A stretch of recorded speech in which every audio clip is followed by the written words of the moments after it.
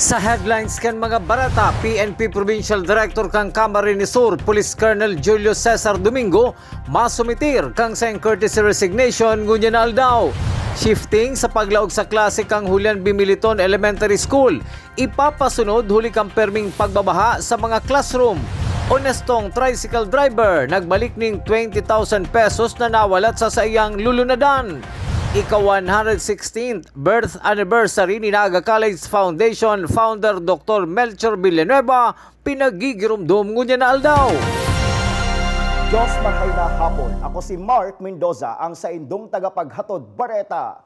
Apektado ang pagklase kan mga estudyante sa Julian B. Militon Elementary School. Huli kang pagbaha sa indeng classrooms, pagmakusog ang bulos kan uran. Huli ka ini 7 classrooms ang planong ipakondem sa City Engineer's Office asin magkaigwa muna nin shifting sa schedule sa pagklase.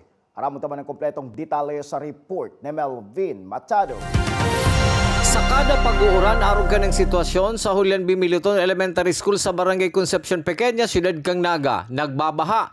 Huli kay ni apektado permi ang pagklase kan mga estudyante. May 50 classroom sa nasabing eskwelahan. Asin pagmakusog ang pag-uuran, 34 classrooms tigdi ang sinasanop nin tubig. Sa pagkondusir nin inspection ka mga engineer kang DepEd Naga, 7 classrooms na sa dikit na pag-uuran, nasasanop tulos din tubig baha. Haga din lang ipa-inspection ini sa City Engineer's Office para dagos nang ikondem asin dai na gamiton. Kasugma po, apakan magbalik digdi sa kuya so team, nag-urulay po kami.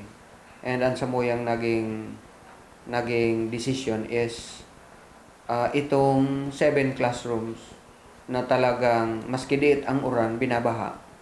And medyo raraot na sa iyang ang flooring niya, saka itong mga ibang part kang classroom dahil nga na pirming binabaha. Naisip mi na ito lang ang i-abandon. And then we will request the City Engineer's Office na iyan i-inspect for possible declaration of being subject to condemnation. Hulit na may kakulangan sa classrooms as hindi pwedeng may sakripisyo ang pagklase ka mga estudyante, pon sa Lunes, i-implementar na ang shifting na schedule sa klase. May pang-aga, may panghapon.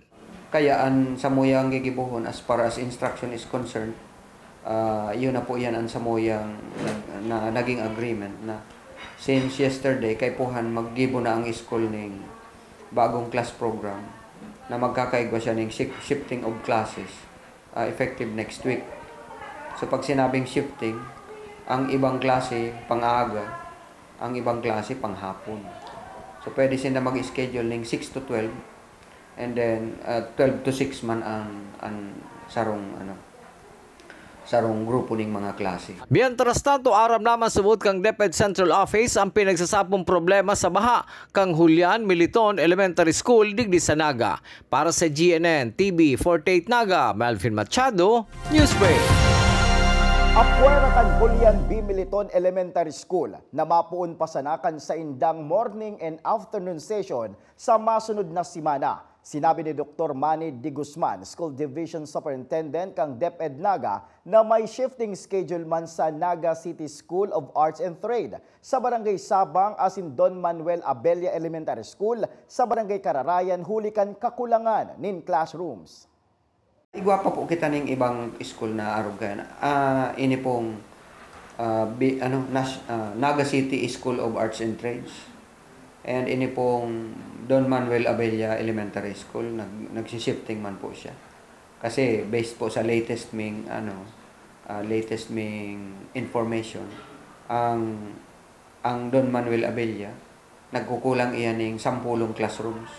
Kansarong taon, 14 classroom ang kulang niya. Kaya lang nalaga na baga siya ng additional 1 building with 4 classrooms sa person ni Mayor. Kaya so dating kulang na 14 classrooms, 10 na siya. Padagos pa sa mga bareta, nagbabawas na ang mga pasaherong pabalik Metro Manila kumpara kan enot na mga aldaw matapos ang bagong taon.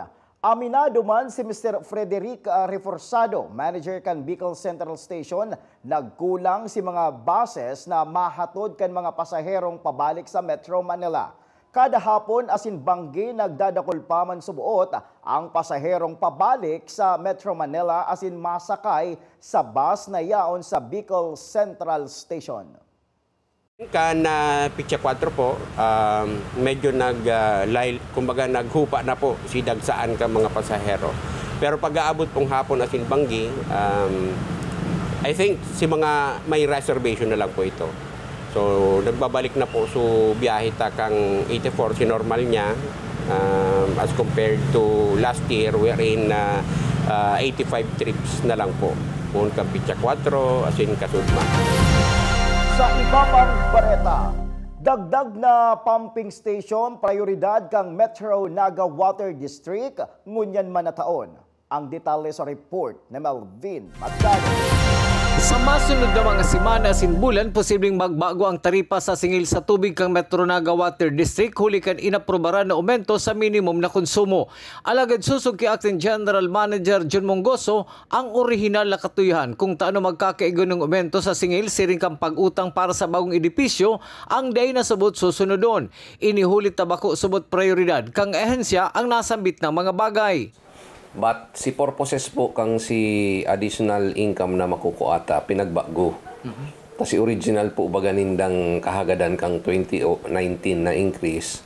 Ang sabi ninda dahil po ngayon nagdadagdag ang sweldo kang empleyado sa gobyerno, pangadua po mautang da sinda para duman sa surface water, mautang man sinda duman sa water academy, asin mautang manggilaray sinda para duman sa additional building, office building, nagigibuhon.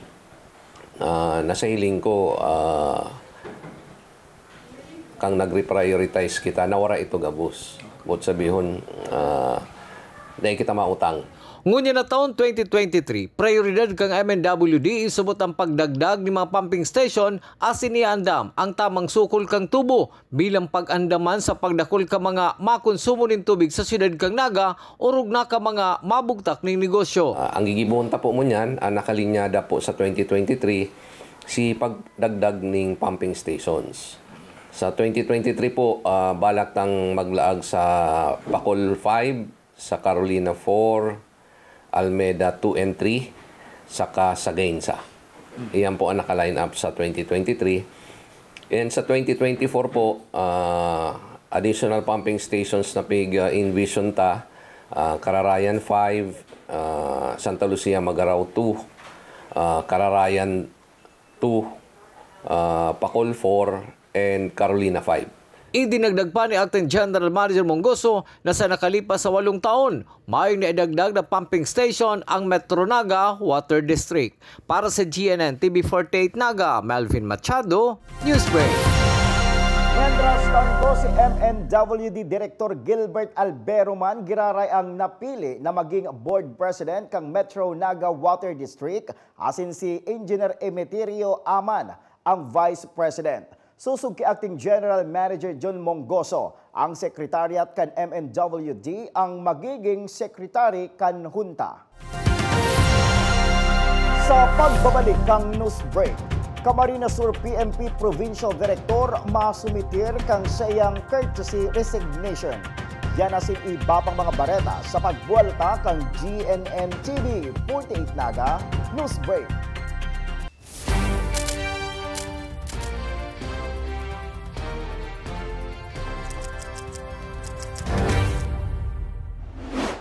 Mas pinalinaw, mas pinalakas, mas pinalawak.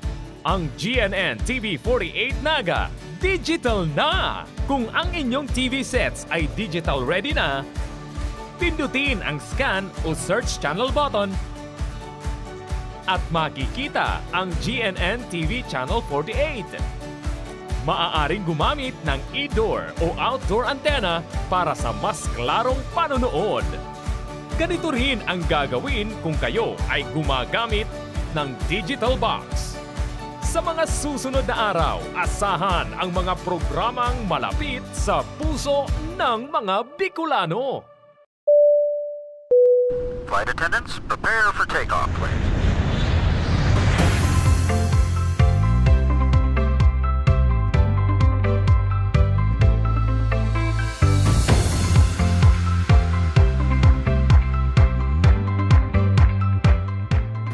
Zip life vest over your head. Take the tape around your waist.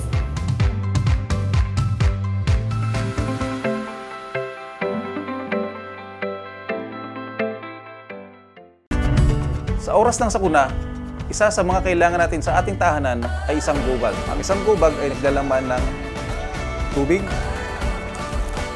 mga dilata at biscuits upang hindi tayo magutom, energy bars o energy drink, first aid kit, communication devices tulad ng flashlights at batteries, whistles o pito, portable radio, at extra cellphone. Mas mabuti kung meron tayong prepaid load guard. Tools, tulad ng Swiss knife at gunting. Maaari din tayo magdagdag ng lubid. At huwag natin kakalimutan ang hygiene kit. Naglalaman ng sabon, tissue, toothpaste, toothbrush, at face mask. Sa lahat ng oras, laging bukas, nakahanda ang aming tanggapan. Tandaan, ang Bicolanong alerto, pirming protektado. Work with Business Executive or turn yourself to become one. Explore the career in the world of business with NCF's Bachelor of Science in Business Administration, major in Financial Management. This degree prepares you to excel in the financial service sector. Start it right with NCF's College of Accountancy and Finance.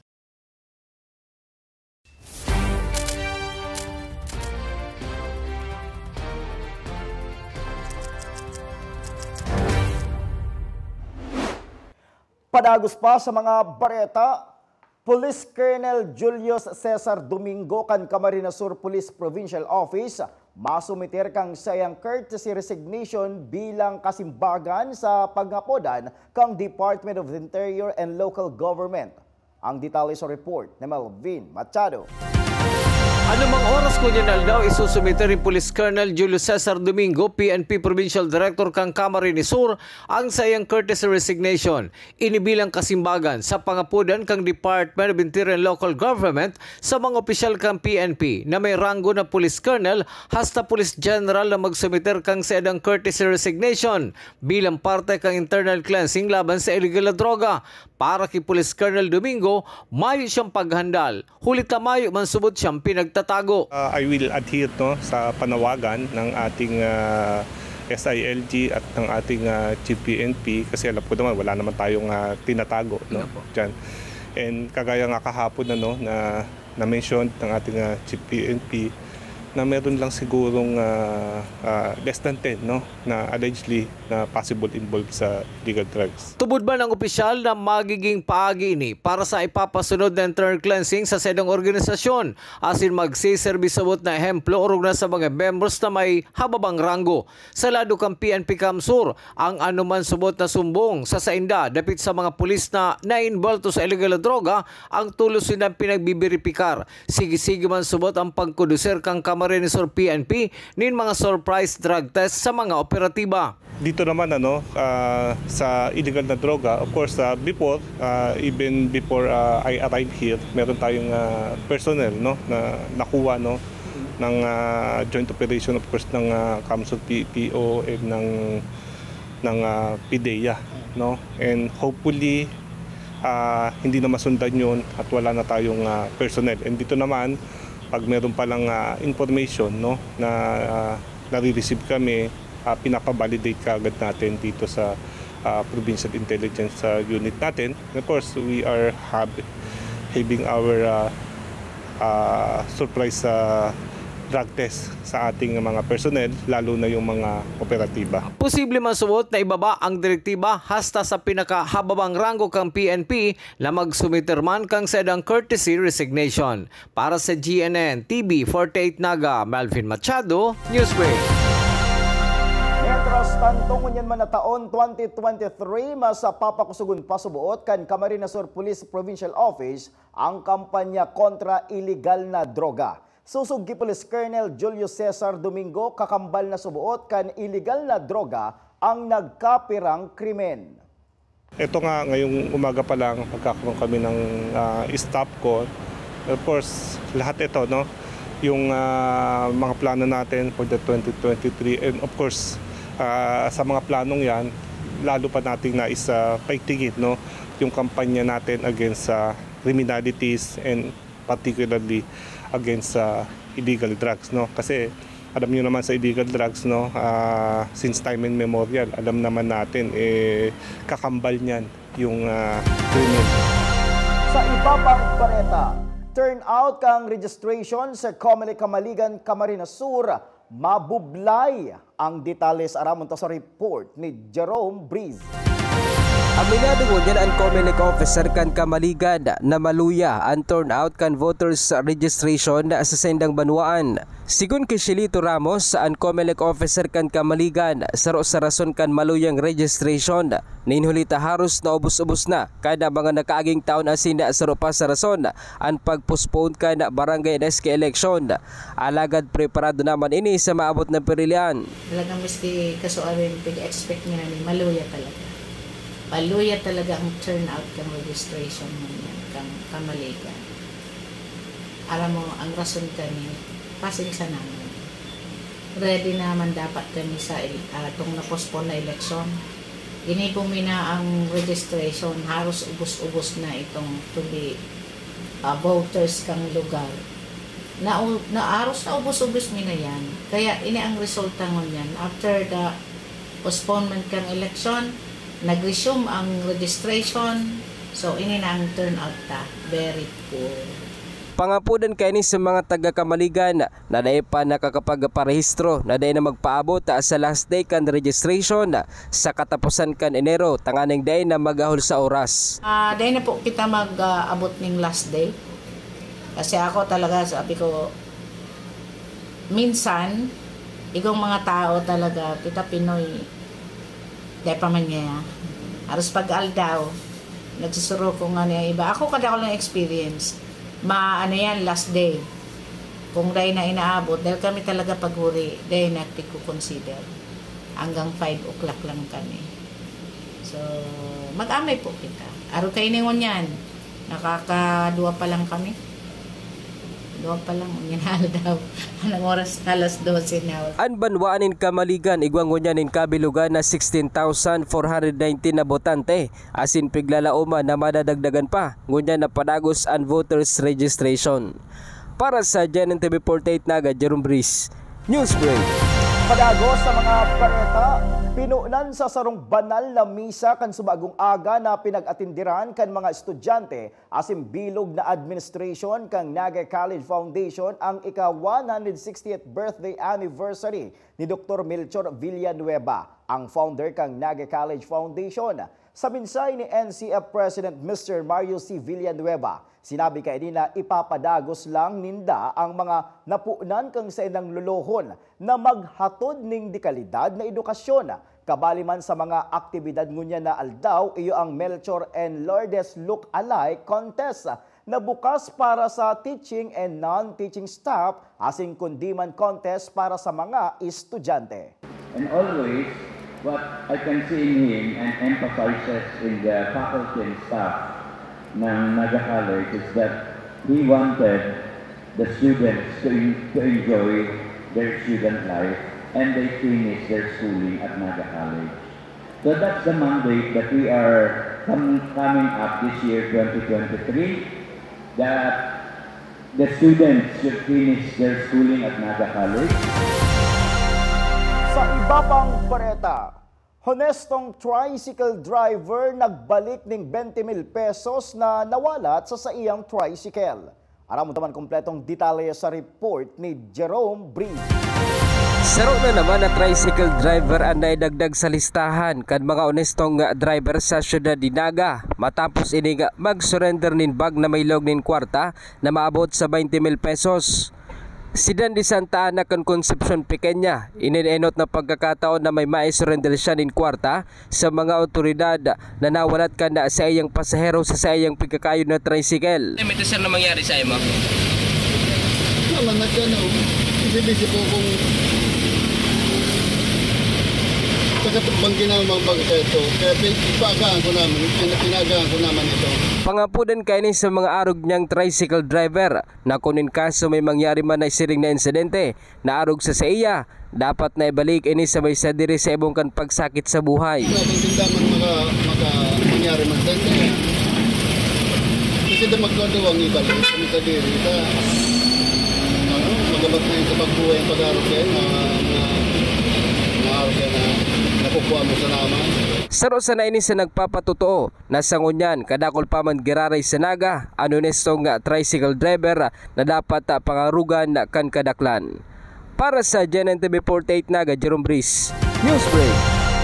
Asin yan ang mga bareta unya na aldaw. Day malingaw na bisitahon ang Samoyang official Facebook fanpage asin ilike ang GNN TV 48 Naga para pirmi kitang updated sa mga bareta asin istoryang bida ang Bicolano. Liwat ako po si Mark Mendoza. Digisa na yan sa GNN TV 48 Naga Newsbreak.